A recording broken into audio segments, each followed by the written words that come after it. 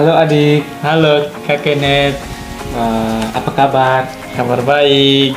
Kabar baik. Ya kakak. Oke, hari ini kita mau belajar. Iya, Nah, mau belajar. iya mau. Kita akan belajar bersama-sama. Hari ini kita belajar tentang petani yang kaya. Kamu tahu petani itu bekerja di mana? Di kebun. Ya di kebun. Jadi di sini ini gambarnya. Oh iya. Di sini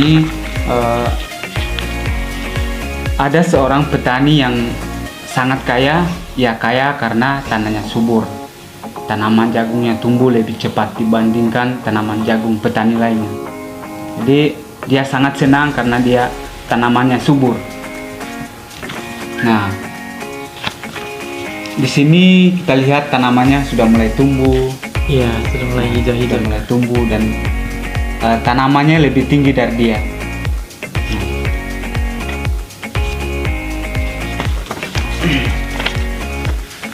Kemudian ketika panen jagungnya lebih banyak dibandingkan jagung petani lainnya. Dia memang petani yang sangat beruntung. Jadi dia beruntung sekali. Jadi ini kita melihat di sini buah jagungnya sangat banyak. Kemudian tahun ini dia panen jagungnya banyak sekali. Kemudian dia membuat gudang. Terus dia menampung, dia menaruh jagungnya di dalam gudangnya. Jadi ini sangat banyak. Kita melihat ada yang sudah jatuh, terus ditutupi. Ini sangat banyak. Nah, sudah mau hampir pecah. Kemudian, sangat banyak. Tidak masalah katanya. Aku akan merubuhkan gudang ini, tempat jagungnya tadi. Dan membangun yang lebih besar. Tahun depan tentunya aku akan cukup kaya untuk hidup tenang. Maka dia pun membangun gudang yang sangat besar. Kamu tahu besar itu seperti apa? Besar itu seperti gudang yang besar sekali, kayak gudang besar gitu. Iya, sangat Iya, besar. sangat Bisa besar. dibilang, luas sekali, Luas, jadi besar dalamnya. Kemudian kayak begitu.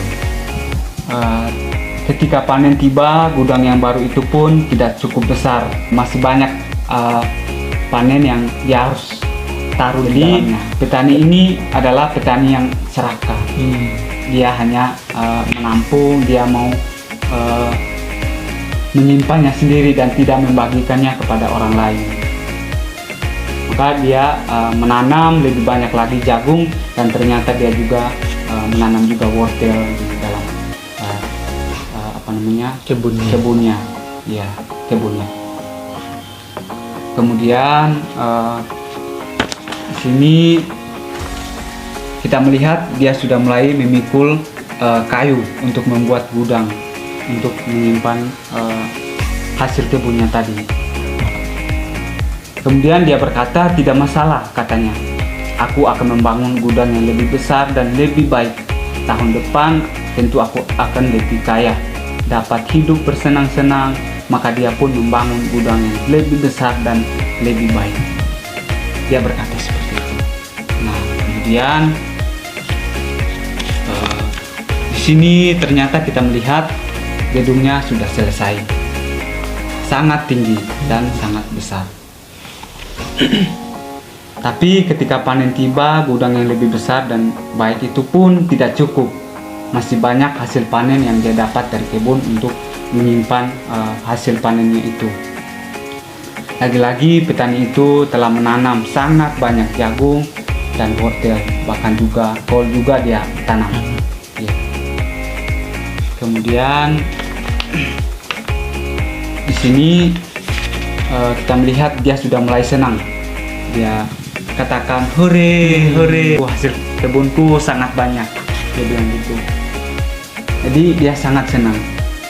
Kali ini petani itu berkata kepada diri sendiri, aku membangun gudang yang paling besar dan hebat di dunia. Maka aku nanti akan sangat kaya dan tidak perlu bekerja lagi. Kemudian di sini dia membangun lagi lebih tinggi, membangun lagi lebih tinggi gudangnya. gudang yang dibangunnya itu tinggi sampai ke langit. Ketika gudang itu selesai, petani itu bergumam, puas, besok aku akan mengumpulkan panenku, kemudian aku akan mulai bersenang-senang. Ya, aku akan berpesta. Dia katakan, aku akan bersenang-senang dan aku akan berpesta karena hasil panenku sangat banyak. Tapi pada tengah malam, si petani itu meninggal. Ketika dia tidur malam, dia meninggal dunia. Hidupnya sudah selesai di dunia. Jadi di sini petani itu sudah selesai hidupnya, dia sudah dipanggil Tuhan dan dia tidak lagi bertanam. Kemudian burung-burung memakan jagungnya, kelinci menggali wortel-wortelnya, dan kolnya pun layu.